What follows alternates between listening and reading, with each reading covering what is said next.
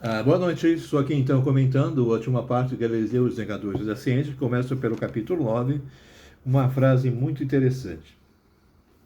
A filosofia está escrita em um grande livro, o Universo, continuamente aberto ao nosso olhar, mas o livro não pode ser compreendido a menos que se aprenda o idioma e as letras com os quais ele é composto.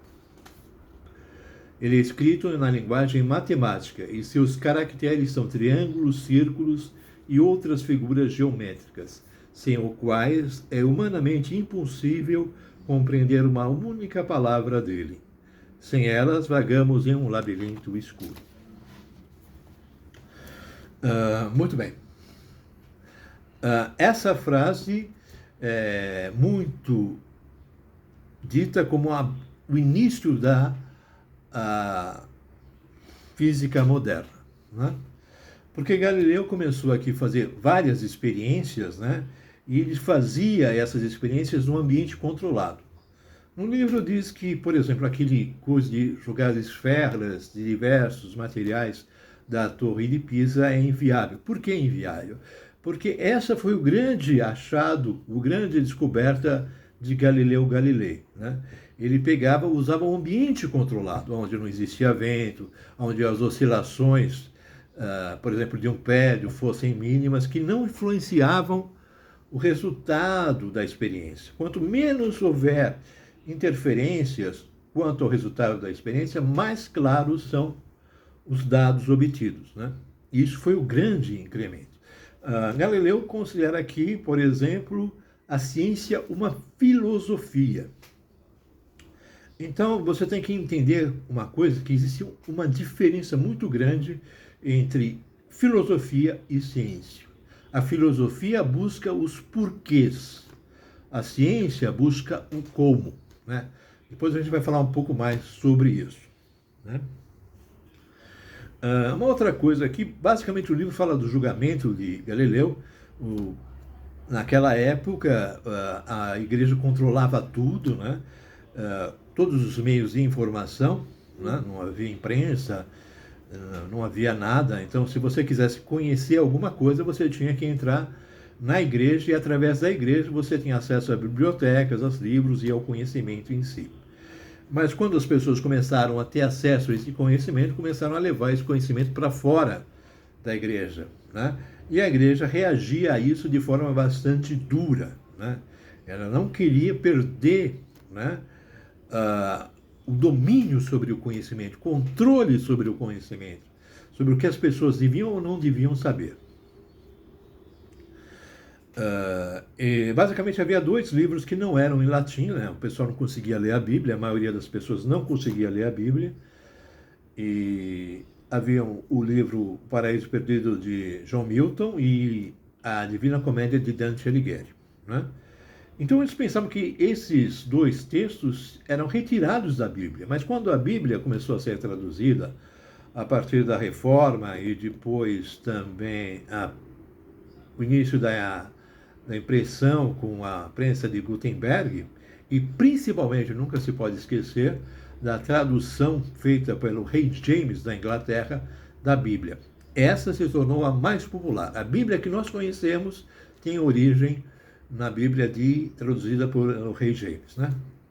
Tudo tem uma história muito longa, muito expressiva sobre a Inquisição, sobre como a humanidade conseguiu se livrar das garras políticas, né, da Igreja Romana e tornar a ciência uma possibilidade viável da evolução humana.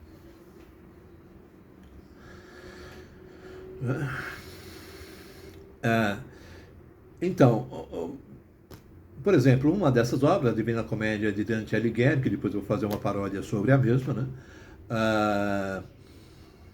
Falava sobre o inferno, o purgatório e o paraíso, né? Então as pessoas pensavam que o que estava ali era um resumo do que estava na Bíblia, né? E quando descobriram que na Bíblia não existia nada daquilo, elas se sentiram enganadas, né? Ou seja, a igreja tinha o hábito de cobrar por indulgências, ou seja, você, para ser perdoado, tinha que pagar algum dinheiro para o padre, né? na Igreja Romana. Na partir de Galileu, essa prática tinha sido basicamente terminado por causa exatamente da obra de Dante Alighieri, que criticava as indulgências, criticava os reis cristãos e criticava os beneditinos. Né? Bem, então é basicamente isso que diz o livro, né? Sobre a Inquisição, sobre o julgamento, sobre como a igreja tinha que se humilhar perante a política, pelo poder político da época. E hoje a ciência consegue unir o mundo através da linguagem matemática.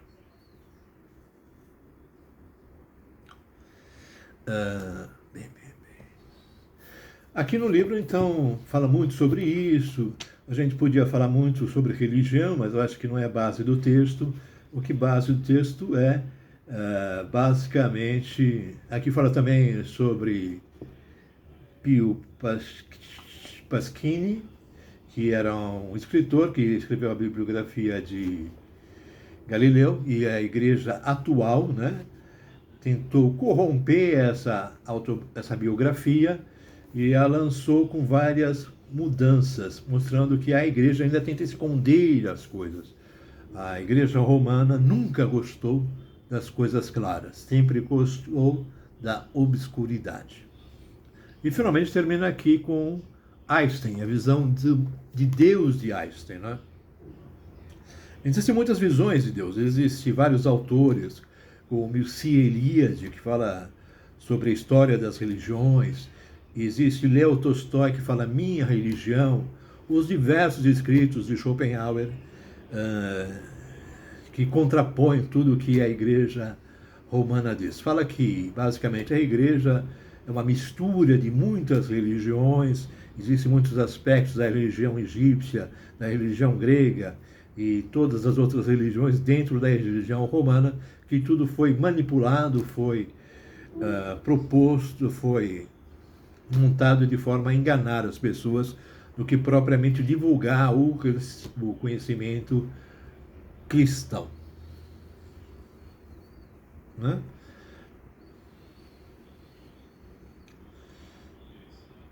Então, muita coisa tem a ver com, como o autor foi também o autor de Deus é matemático, né? Tem essa história de uma inteligência do grande arquiteto por detrás de todas as coisas. Isso surgiu porque nós temos o hábito de perguntar por quê. Né? Você pergunta assim, por que o céu é azul, por que uma planta é verde?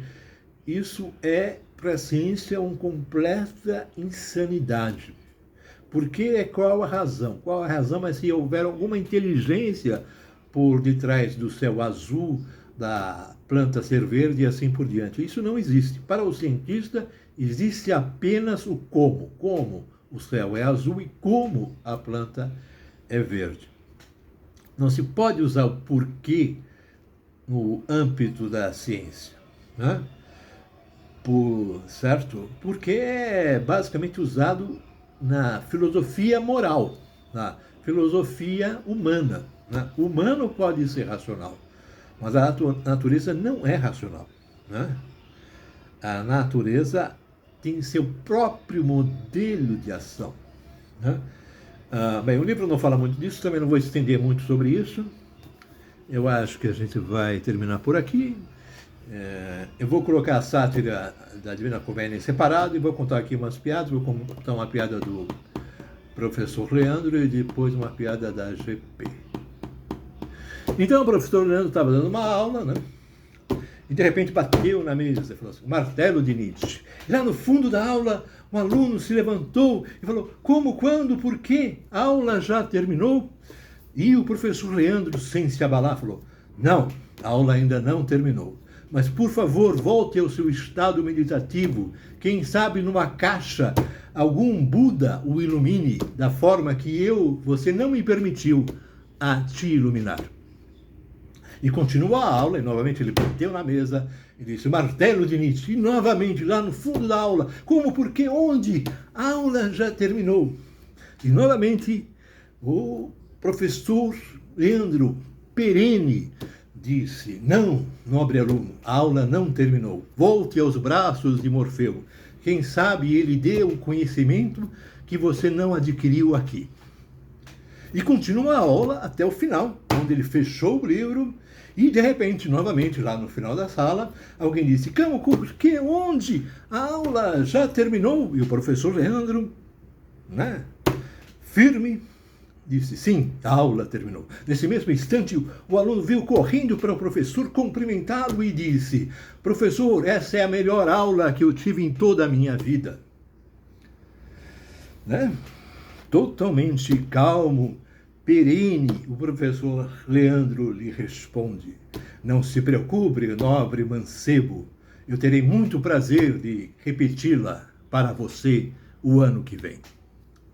Então, essa piadinha, agora vamos à piadinha da GP. Né? Então, o diabo resolveu visitar a GP. Então, ele foi lá no escritório da GP, né? E se perturbou porque ele viu nada menos que Zeus, o deus grego, lá na frente do escritório. E o diabo falou: Zeus, o que você está fazendo aqui? E Zeus falou: então, eu fui procurar a GP, conversar com ela sobre uma coisa, de repente, eu não sei o que aconteceu, quando eu dei por mim, eu estava aqui cuidando da agenda da GP. Meu Deus, a GP, né? GP. Cuidando da agenda da GP. O demônio ficou abalado com essa história. Ele falou: bem, vou falar com a GP. Não. Hoje não. Hoje a agenda está impossível. Volte amanhã.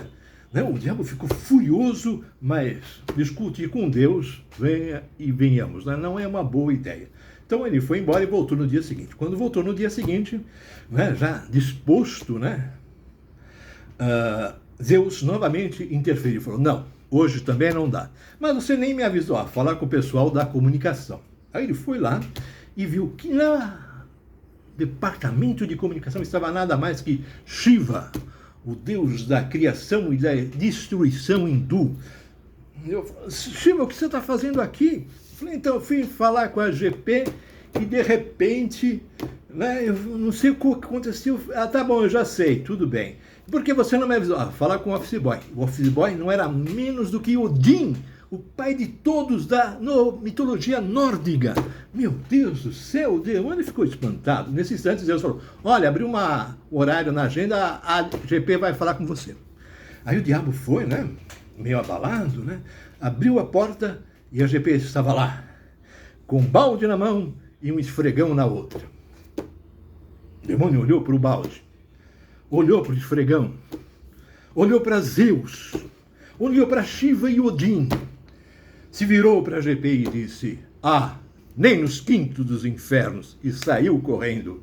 Até hoje o diabo foge da GP. E olha que não é só ele. Então acabou-se, o livro acabou, vamos esperar o próximo livro e bye bye. Tchau para todos.